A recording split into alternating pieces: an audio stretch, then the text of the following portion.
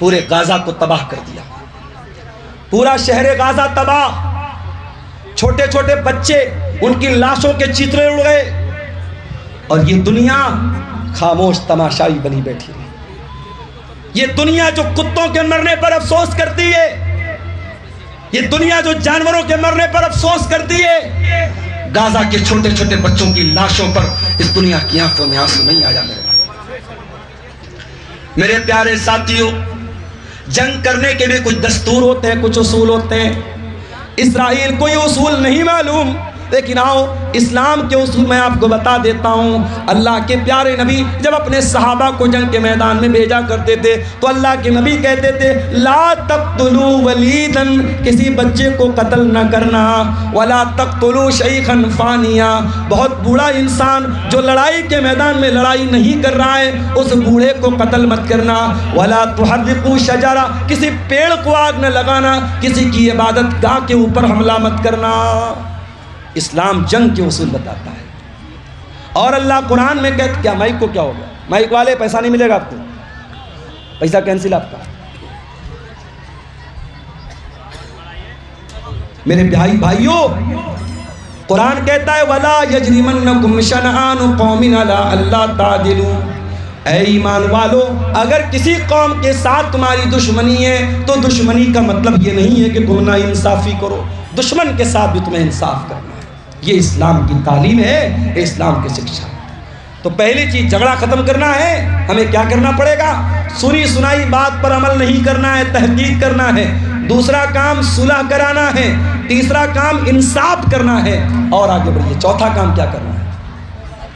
فرمایا یا ایھا الذین آمنوا لا یسخر قوم من قوم عسى ان یکونوا خیرا منهم، اے ایمان والو تمہارے پاس دولت زیادہ ہے تو غریب کا مذاق مت اڑانا، تم ہینڈسم اور خوبصورت ہو تو کسی نارمل شکل و صورت کے انسان کا مذاق مت اڑانا، تم بہت باڈی بلڈر ہو کسی دبلے پتلے کا مذاق مت اڑانا۔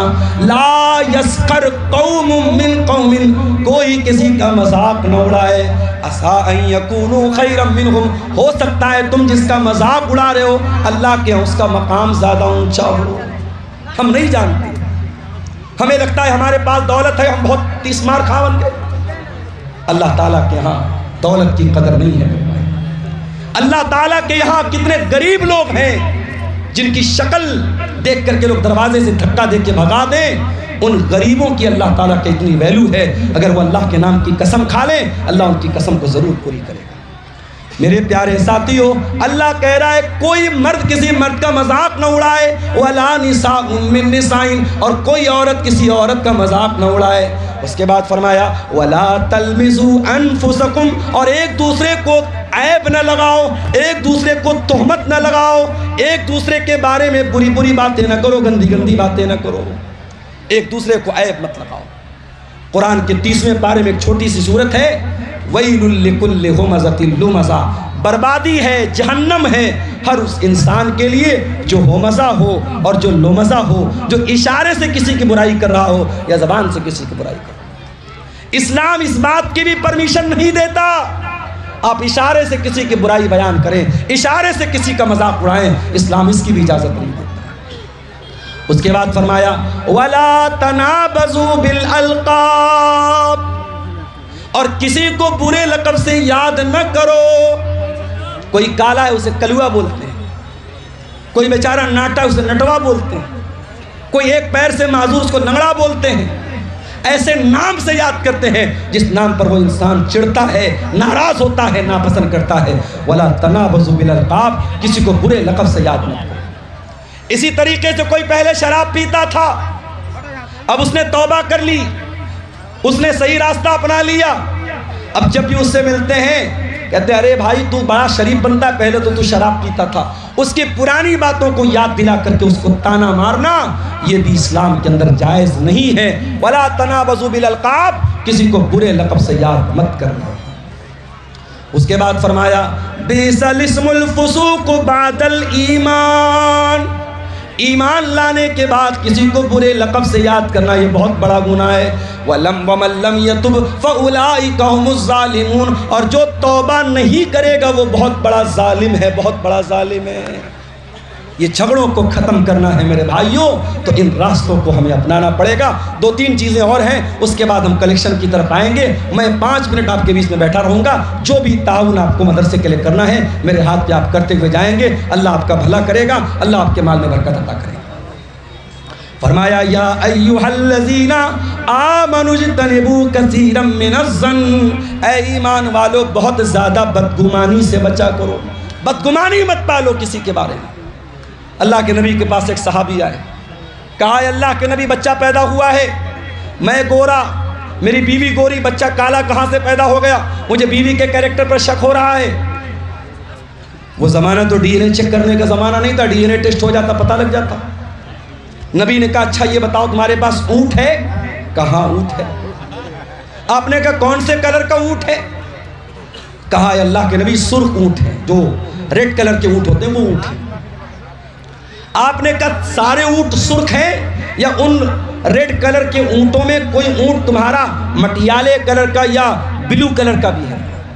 کہا اے اللہ کے نبی مٹیالے کلر کے بھی کچھ اونٹ ہیں۔ آپ نے پوچھا جب سارے اونٹ سرخ کلر کے ہیں، سرخ رنگ کے ہیں، تو ان سرخ رنگوں میں یہ بلو رنگ کا، یہ مٹیالے رنگ کا اونٹ کہاں سے آ گیا؟ کہا اے اللہ کے نبی ہو سکتا ہے اس کے باپ دادا میں کوئی بلو رنگ کا، کوئی مٹیالے رنگ کا رہا ہو اور اس کی رگ کھینچ کر کے چلی آئی ہو اور بچہ اس کلر کا پیدا ہو گیا ہو۔ آپ نے فرمایا اے میرے پیارے صحابی، اگر اونٹوں میں یہ پاسبل ہے تو انسان میں بھی یہ پاسبل ہے۔ اس کی وجہ سے اپنی بیوی کے اوپر شک کرنا جائز نہیں ہے۔ اسلام کی تعلیم یہ ہے، اسلام کی تعلیم یہ ہے، کسی کے بارے میں بدگمانی مت کرو میرے بھائی۔ ضروری نہیں ہے کہ مولانا صاحب رات کو 2 بجے اگر چیٹنگ کر رہے ہیں تو کسی سے غلط ہی چیٹنگ کر رہے ہیں۔ ضروری نہیں ہے کٹیہار کے کسی سنیما ہال کے پاس سے کوئی گزر رہا ہے تو فلم دیکھ کر کے ہی آ رہا ہو۔ ضروری نہیں ہے کوئی بائک پر کسی برقع والی لڑکی کو لے کے جا رہا ہو تو اس کی کوئی غیر عورت ہو سکتا ہے اس کی کوئی رشتہ دار ہو، اس کی بہن ہو، اس کی بیوی ہو۔ ہمیں کسی کے بارے میں بدگمانی کرنے سے جہاں تک ہو سکے اپنے آپ کو بچانا چاہیے۔ ہمارا مسئلہ کیا ہے؟ جب مسئلہ ہمارا اپنا آتا ہے ہم بچنے کے 1000 راستے نکال لیتے ہیں، لیکن جب مسئلہ دوسرے کا آتا ہے ہم سامنے والے کو کوئی بینیفٹ دینے کو تیار نہیں ہوتے۔ میرے پیارے ساتھیوں، جیسے اپنے لیے تم بہانہ تلاش کرتے ہو دوسروں کے لیے بھی بہانہ تلاش کیا کرو، دوسروں کو بھی معاف کر دیا کرو، دوسروں کے بارے میں اچھا گمان رکھا کرو۔ اللہ نے قرآن میں بیان کیا، سلیمان علیہ السلام جا رہے ہیں، راستے میں چیونٹیوں کا بل آ گیا، ڈھیر ساری چیونٹیاں جا رہی ہیں اور چیونٹیوں کی جو مالک ہے، ان کی جو رانی ہے، وَقَالَتْ نَمْلَةٌ يَا أَيُّهَا النَّمْلُ ادْخُلُوا مَسَاكِنَكُمْ، وہ چیونٹیوں کی رانی چیونٹیوں سے کہتی ہے اے چیونٹیوں اپنے اپنے بل میں چلی جاؤ، اپنے اپنے گھر میں چلی جاؤ۔ لَا يَحْتِمَنَّكُمْ سُلَيْمَانُ وَجُنُودُهُ، کہیں ایسا نہ ہو کہ سلیمان اور اس کے لشکر کے لوگ تم کو روند ڈالیں۔ وَهُمْ لَا يَشْعُرُونَ، اور سلیمان اور اس کے لشکر کے لوگ اگر ایسا کریں گے تو انجانے میں کریں گے، جان بوجھ کر کے وہ چیونٹی کو بھی قتل نہیں کر سکتے۔ پتہ یہ چلا کسی نبی کا ماننے والا کسی چیونٹی کو بھی بے قصور نہیں مارتا، کسی نبی کا کلمہ پڑھنے والا ایک چیونٹی کو بھی قتل نہیں کر سکتا، آخری نبی کا ماننے والا آتنکوادی کیسے ہو سکتا؟ اگر سلیمان کا لشکر جان بوجھ کر کے چیونٹیوں کو روک نہیں سکتا ہے تو محمد الرسول اللہ کا کلمہ پڑھنے والا اور محمد الرسول اللہ کے دین پر چلنے والا اور اسلام پر چلنے والا میرے پیارے ساتھیوں آتنکوادی نہیں ہو سکتا، دہشت گرد نہیں ہو سکتا، بے قصوروں کو نہیں مار سکتا، اور جو بے قصوروں کو مار رہا ہے، جو آتنکواد کر رہا ہے، وہ مسلمان نہیں ہو سکتا۔ تو اسلام ہمیں اس بات کی تعلیم دیتا ہے کہ ہم اچھا گمان رکھیں، دوسروں کے بارے میں بہتر گمان رکھیں۔ اس کے بعد فرمایا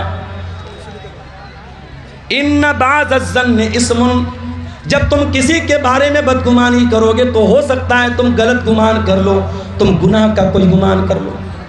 اس کے بعد فرمایا ولا تجسسوا، اور کسی کی جاسوسی مت کیا کرو، ولا یغتب بعضکم بعضا، اور کسی کی غیبت نہ کیا کرو، کسی کے پیٹھ پیچھے اس کی برائی مت کیا کرو۔ ایحب احدکم ان یاکل لحم اخیہ میتا، کیا تم یہ پسند کرو گے اپنے مرے ہوئے بھائی کا گوشت کھاؤ؟ جب تم یہ پسند نہیں کرو گے تو غیبت کیوں کرتے ہو؟ غیبت کرنا بھی تو اپنے مرے ہوئے بھائی کا گوشت کھانا ہے۔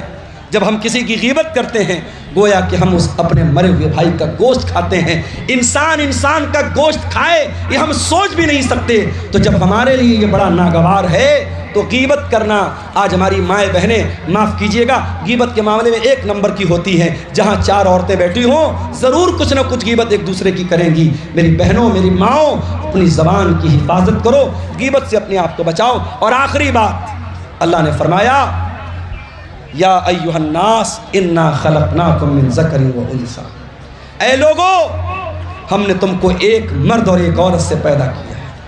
وجعلناکم شعوبا و قبائل، تمہیں برادریوں میں بانٹا ہے، تمہیں خاندانوں میں بانٹا ہے۔ کوئی شیرزابادی ہے، کوئی شیخ ہے، کوئی انصاری ہے، کوئی یو پی کا رہنے والا، کوئی بہار کا رہنے والا، کوئی بنگال کا رہنے والا۔ خاندان الگ، کلچر الگ، رہن سہن الگ کیوں ہے؟ لتعارفوا، تاکہ تم ایک دوسرے کو پہچانو۔ برادری کے نام پہ، خاندان کے نام پہ، علاقے کے نام پہ ایک دوسرے کو حقیر سمجھنا، اپنے آپ کو اونچا سمجھنا، یہ اسلام کی تعلیم نہیں ہے میرے بھائیوں۔ آج ہمارے سماج میں بہت سارے جھگڑوں کی بنیاد کیا ہے؟ تعصب۔ ایک برادری والا اپنے آپ کو اونچا سمجھتا ہے، دوسرے کو حقیر سمجھتا ہے۔ اس وجہ سے بھی بہت سارے مسئلے میرے پیارے ساتھیوں پیدا ہوتے ہیں۔ تو سورہ حجرات کی ان آیتوں میں اللہ تعالیٰ نے ہمیں اور آپ کو جھگڑوں کو ختم کرنے کے لیے یہ سولوشن دیا ہے۔ اگر میں نے جلدی بیان کیا ہے، اگر ان چیزوں پر ہم عمل کریں گے انشاءاللہ ہمارے جھگڑے ختم ہو سکتے ہیں۔ میرے بھائیوں، بہت ادب کے ساتھ آپ سے گزارش ہے، میرے پاس بس 5-10 منٹ کا ٹائم ہے، آپ آئیے اور آگے بڑھ کر کے میرے ہاتھ میں آپ مصافحہ کی شکل میں اس ادارے کے لیے، مدرسہ اصلاحیہ کے لیے جو تعاون آپ کو کرنا ہو آپ کیجئے۔ انشاءاللہ میں دعاؤں سے بھی آپ کو نوازوں گا، اور انشاءاللہ جس مقصد کے لیے آج کا یہ پروگرام ہوا ہے اللہ تعالیٰ اس مقصد کو کامیاب کرے گا۔ یہ ہمارے حاجی صاحب نے لا کر کے پھر یہ رقم دی ہے، اور یہ کسی بھائی نے 200 روپیہ لا کر کے دیا ہے، اور یہ مزید 700-800 روپے کی رقم آئی ہے۔ اللہ تعالیٰ ہمارے ان تمام چندہ دینے والوں کے چندے کو